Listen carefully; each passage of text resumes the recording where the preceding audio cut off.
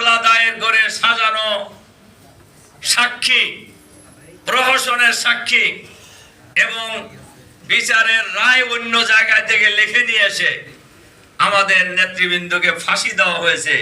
সেই ট্রাইব্যুনালে এখন যারা দিয়েছেন তাদের বিচার শুরু হয়ে গেছে। আজকে এই সম্মেলনে আমরা অন্তর্বর্তীকালীন সরকারের কাছে আহ্বান জানাতে চাই, যারাই এই ষড়যন্ত্রের সাথে জড়িত, যারা এই ফ্যাসিবাদের সাথে জড়িত,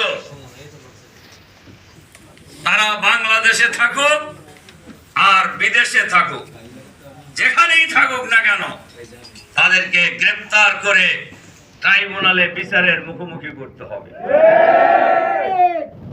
শুধু তাই নয়, এখনো যারা সরকারের ভিতরে বাইরে ফ্যাসিবাদের দোসর আছেন তাদেরকেও চিহ্নিত করতে হবে এবং গ্রেফতার করে বিচারের আওতায় তাদেরকে নিয়ে আসতে হবে। এটা বাংলাদেশের শুধু জামাতের লোকদের দাবি না, এ দাবি বাংলাদেশের এখন 18 কোটি মানুষের দাবি। যারা আয়নাঘর তৈরি করে খুন এবং গুমের রাজনীতির নামে বাংলাদেশের মানুষের উপর জুলুম নির্যাতন চালিয়েছেন, এর সাথেও যারা জড়িত এদেরকেও চিহ্নিত করতে হবে এবং এদেরকে বিচারের মুখোমুখি করতে হবে। যারা এই বাংলাদেশে গণহত্যা পরিচালনা করেছেন, ছাত্র জনতার অধিকার আদায়ের আন্দোলনকে স্তব্ধ করে দেওয়ার জন্য বাংলাদেশের মানুষের সকল দল মত শ্রেণী পেশা ধর্ম বর্ণ সকল শ্রেণীর মানুষের এখন গণদাবি এই গণহত্যাকারীদেরকে বিচারের মুখোমুখি করতে হবে। আপনারা দেখবেন আসলে জুলুমটা কিরকম চালাইছে, এইটা আসলে ভাষায় বর্ণনা করা বাংলাদেশের মানুষ ভুলে যায়। আপনারা 5ই আগস্টের আগের সিনারিটা একটু চিন্তা করেন।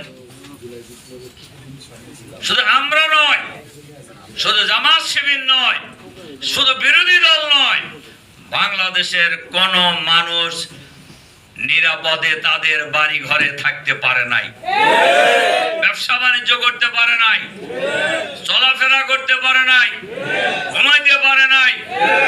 সরকারের অন্যায় অত্যাচার জুলুম নির্যাতনের বিরুদ্ধে যারাই কথা বলেছেন তাদেরই টুটি চেপে ধরা হয়েছে। আমি কয়েকদিন আগেই এক ঘটনা শুনছিলাম, সাতক্ষীরার ঘটনা। জামাতের এক কর্মীকে গ্রেফতারের জন্য তার বাড়িতে গিয়েছে। গ্রেফতার যা রান্নাঘর থেকে শুরু করে সব জায়গায়, গ্রামের মানুষের বাড়িঘর তো বোঝাই যায়, সব জায়গায় খুঁজে টাকা পাওয়া যায় নাই। সে আগে টের পেয়েছিল, আগে চলে গেছে। ফেরার সময় দেখে যে বারান্দার এক কোনায় দাঁড়ায় আছে ক্লাস 9-এ পড়া একমাত্র ছেলে, টকবগে কিশোর। তাকে ধরে নিয়ে এসে বাড়ির পাশেই রাস্তার উপর গুলি করে ফেলে রেখে চলে আসছে। এইরকম জুলুম চালিয়েছে যারা, এদের কোনো ক্ষমা নাই, এদের কোনো ক্ষমা নাই। এই দেশের মানুষেরা যেখানেই থাকুক তাদেরকে খুঁজে বের করে গ্রেফতার করে বিচারের মুখোমুখি করবে। আমরা সরকারের কাছে আহ্বান জানাবো, এই জাতীয় ক্রিমিনাল যারা সমাজে আছে, সেটা দলীয় হোক আর দলের নামে অফিসের ব্যানারে দলীয় ক্যাডার বাহিনী যারা ছিল, হেলমেট বাহিনী যারা ছিল, এদেরকে চিহ্নিত করে এদেরকে গ্রেফতার করে বিচারের মুখোমুখি করতে হবে। সম্মানিত দায়িত্বশীল ভাই সব, ভোটার তালিকা হচ্ছে, আপনারা জানেন। আমরা আগেও বলেছি, আওয়ামী লীগের আমলে 2 কোটি ভুয়া ভোটার বানানো হয়েছে। আমরা নির্বাচন কমিশনারের কাছে বলতে চাই, এই 2 কোটি ভুয়া ভোটার আপনারা কি করবেন তা বলতে হবে জাতিকে। তার কারণ যে নির্বাচন কমিশন গঠন করা হয়েছে, এটা কোনো দলীয় নির্বাচন কমিশন নয়। হাজার হাজার মানুষের রক্তের বিনিময়ে অর্জিত যে ফ্যাসিবাদ মুক্ত বাংলাদেশ, সেই বাংলাদেশের নির্বাচন কমিশন। কাজে আওয়ামী লীগের ভোটার তালিকা অনুযায়ী সামনের ভোট নির্বাচন করার কোনো সুযোগ নাই। ফ্রেশ ভোটার তালিকা করতে হবে। এ ব্যাপারে জাতি ঐক্যবদ্ধ। গোজামিলের ভোটার তালিকায় দেশের মানুষ মানবে না। আপনারা মানবেন? এই দেশের কোন, আমি বহু জায়গায় কথা বলছি, সবাই বলছে যে না, আমরা এই গোজামিলের ভোটার তালিকা মানি না। সম্মানিত দায়িত্বশীল ভাই সব, বাংলাদেশ জামাত ইসলামী আমাদের প্রিয় জন্মভূমি, 56,000 বর্গ মাইলের এই বাংলাদেশে আমরা একটি চাঁদাবাজ মুক্ত সমাজ কায়েম করতে চাই। আমরা একটি দুর্নীতি মুক্ত সমাজ কায়েম করতে চাই। আমরা একটি দখলবাজ মুক্ত বাংলাদেশ কায়েম করতে চাই। আমরা একটি সমৃদ্ধ বাংলাদেশ কায়েম করতে চাই। আমরা একটি আধুনিক বাংলাদেশ কায়েম করতে চাই। আমরা একটি মানবিক বাংলাদেশ কায়েম করতে চাই। আমরা একটি ন্যায় ইনসাফের বাংলাদেশ কায়েম করতে চাই। আমরা এই বাংলাদেশে একটি ইসলামিক কল্যাণ রাষ্ট্র কায়েম করতে চাই। এটাই হলো আমাদের লড়াই। এটা যতদিন কায়েম না হবে ততদিন আমাদের লড়াই অব্যাহত থাকবে ইনশাআল্লাহ। আর এই ক্ষেত্রে ইউনিট সভাপতি, সেক্রেটারিরা খুবই গুরুত্বপূর্ণ। জামাত ইসলামীর কর্মপদ্ধতি অনুযায়ী মাঠ পর্যায়ে কাজের যারা মূল নেতৃত্ব দানকারী ব্যক্তি, তারা হলেন ইউনিট সভাপতি, সেক্রেটারি। আমি সব জায়গায় কথা বলছি, ইউনিট সচল, জামাত ইসলামী সচল।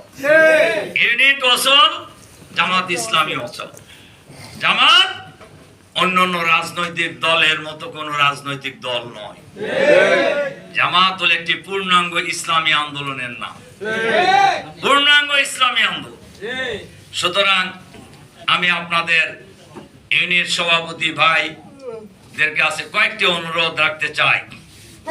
1 নম্বর অনুরোধ রাখতে চাই, যারা এখনো জামাতের রোকন হইতে পারেন নাই কিন্তু ইউনিট সভাপতি, সেক্রেটারি, রোকন হওয়া উচিত কিনা বলেন তো দেখে? আপনাদের মান উন্নয়ন হওয়া উচিত কিনা? হ্যাঁ, কি উচিত? এর আগে আরেকটা কথা বলে তারপরে এইটাতে আসি, যেটা বলতেছিলাম। বাংলাদেশের মানুষ এখন আপনারা লক্ষ্য করে দেখবেন, সর্বত্রই এই নতুন বাংলাদেশ গড়ে তোলার জন্য আদর্শ, সৎ, দক্ষ, যোগ্য, দুর্নীতিমুক্ত নেতৃত্বের অপেক্ষায় আছে। এই অভাব পূরণ করতে হবে কাদের? কাজেই মাঠ পর্যায়ের যারা আপনারা নেতৃত্ব দানকারী ব্যক্তিত্ব, আপনাদেরকে স্ব জায়গায় এই সমাজ, এই সংগঠন, সমাজ, দেশ এবং রাষ্ট্রের নেতৃত্বের উপযোগী করে গড়ে তুলতে হবে। এটা 1 নম্বর কথা। 2 নম্বর হলো নিজেদেরকে যার যার জায়গায় মান উন্নয়ন করার জন্য চেষ্টা করতে হবে। যারা আমরা এখনো রোকন হইতে পারিনি, আমরা সবাই আগামী 3 মাসের মধ্যে রোকন হব ইনশাআল্লাহ। রোকন ছাড়া কতজন আছেন তারা এটা হাত তোলেন তো দেখি।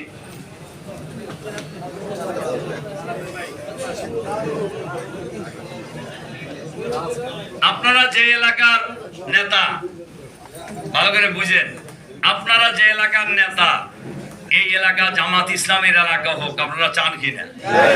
এই এলাকা ইসলামী আন্দোলনের এলাকা হোক, এটা আপনারা চান? এই এলাকা দুর্নীতি মুক্ত নেতৃত্ব কায়েম হোক, এটা আপনারা চান? আপনারা যদি রোকন হয়ে যান তাহলে সেই কাজটা ত্বরান্বিত হবে না পিছিয়ে যাবে? আগায় যাবে। কি কথা ঠিক আছে কিনা? আগাকে আপনারা চান না? চান। এজন্য আমরা সবাই এখন থেকে আগামী 3 মাসের মধ্যে নিজেদেরকে রোকন মানে উন্নীত করব ইনশাআল্লাহ, ইনশাআল্লাহ। এবারে আমাদের পরিকল্পনা, আমরা 1 বছরে 5 বছরের কাজ করবো ইনশাআল্লাহ। এট লিস্ট ডাবল জামাত, কি ডাবল জামাত, যেখানে যে অবস্থায় আছে জামাত এর চাইতে ডাবল শক্তিশালী হবে আগামী 1 বছরের ইনশাআল্লাহ। এই এলাকায় সেটা করা যাবে না, করা যাবে। সেই ক্ষেত্রে এখন যেখানে একটা ইউনিট আছে সেখানে আমরা 1 বছর পরে কয়টা হবে? হ্যাঁ, আমি আপনাদেরকে বলি, যদি 5 বছরের কাজ করতে চান তাহলে কয়টা হতে হবে? 5টা। এটা সহজ কিনা? সহজের ফর্মুলা দিয়ে দিই। আমি যখন অবিভক্ত মহানগরের আমির ছিলাম তখন আমি এই টাইপের প্রোগ্রাম প্রায় বলতাম এই কথাটা। এটা আপনাদের হাতে। কিভাবে? আপনার প্রত্যেক ইউনিটে মাসে 1 জন কর্মী বৃদ্ধি নিশ্চিত করতে হবে। এটা করা যাবে? এটা কি কঠিন? আমার কাছে মনে হয় মোটেই কঠিন। এখন তো মানুষ সারা দেশে আপনারা লক্ষ্য করে দেখছেন জোয়ারের মতো মানুষ জামাতে আসতেছে কিনা?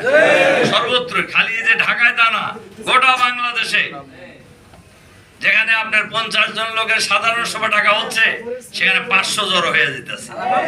আলহামদুলিল্লাহ, আলহামদুলিল্লাহ। কাজেই এইটা করা খুব সহজ। প্রত্যেক মাসে প্রত্যেক ইউনিটে 1 জন কর্মী বানাবেন। তাহলে 6 মাসে কয়জন হবে? 6 জন হলে আরেকটা ইউনিট হবে না? তাহলে এখন ছিল একটা, 6 মাস পরে হবে কয়টা?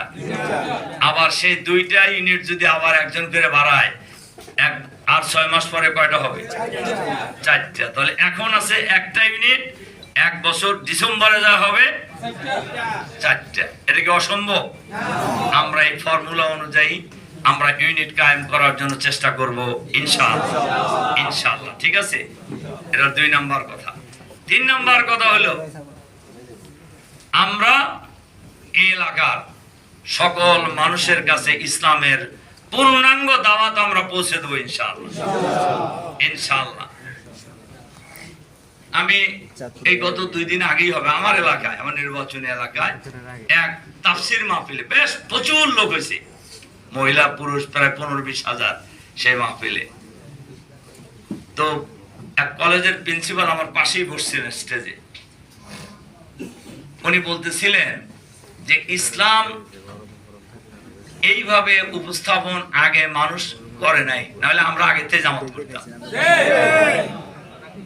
আমার কথা কি আপনি বুঝতে পারছেন? ইসলামী সমাজ ব্যবস্থা কায়েমের আন্দোলন করা, নামাজ পড়া যেমন ফরজ, ইসলামী সমাজ ব্যবস্থা কায়েমের আন্দোলন করাও তেমনি ফরজ। এই কথা বাংলাদেশের এখনো অনেক মানুষ জানে না। ইসলামটাকে শুধু একটা ধর্ম মনে করে। কাজে জামাতের দায়িত্বশীলদের দায়িত্ব হলো বাংলাদেশের সকল মানুষের কাছে ইসলামের পূর্ণাঙ্গ দাওয়াত পৌঁছে দেওয়া, ইসলামের পূর্ণাঙ্গ দাওয়াত পৌঁছে দেওয়া।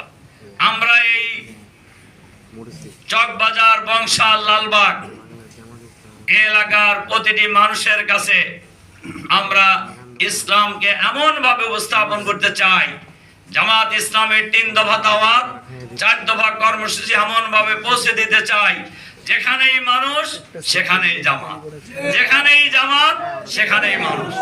কি এই স্লোগান আমরা দিতে পারি না? যেখানে মানুষ সেখানে জামাত। ইনশাআল্লাহ, ইনশাআল্লাহ। এই এলাকায় জামাতের ব্যাপক সমর্থন আছে।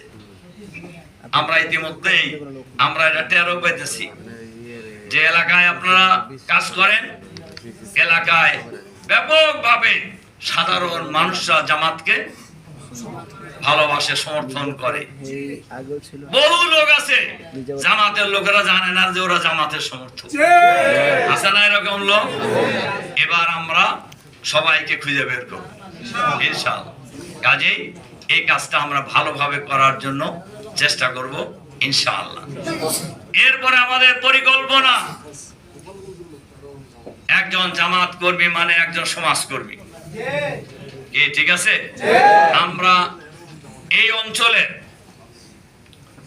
প্রত্যেক কর্মী আমরা নিয়মিত পরিকল্পিতভাবে মানুষের পাশে দাঁড়ানোর জন্য যখন যে প্রয়োজন আমরা সামাজিকভাবে উদ্যোগ নিয়ে সেটা করার চেষ্টা করব ইনশাআল্লাহ, ইনশাআল্লাহ। এরপরে 6 নম্বরে যে অনুরোধ আপনাদের কাছে রাখতে চাই, যে আমরা এই আন্দোলন করি দুনিয়ায় শান্তি, আখেরাতে মুক্তি। কি ঠিক আছে কিনা? আমরা আল্লাহর দ্বীনের জন্য নিজেকে গঠন করব, পরিবার গঠন করব, সমাজ গঠন করব এবং দেশ গঠন করব ইনশাআল্লাহ। এটাই আমাদের প্ল্যান। সেই প্ল্যান বাস্তবায়ন করার জন্য নিজের পরিবারকেও পরিশুদ্ধ করার চেষ্টা করতে হবে। কোরআনের ভাষায় কু আনফুসাকুম ওয়া আহলিকুম নারা, নিজেরা জাহান্নামের আগুন থেকে বাঁচো, তোমার পরিবারকেও জাহান্নামের আগুন থেকে বাঁচাও।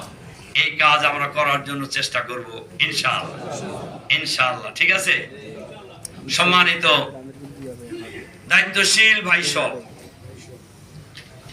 এরপরে এই কয়টা কাজ যদি করতে হয় তাহলে আমি আরো কয়েকটা অনুরোধ আপনাদেরকে রাখতে চাই।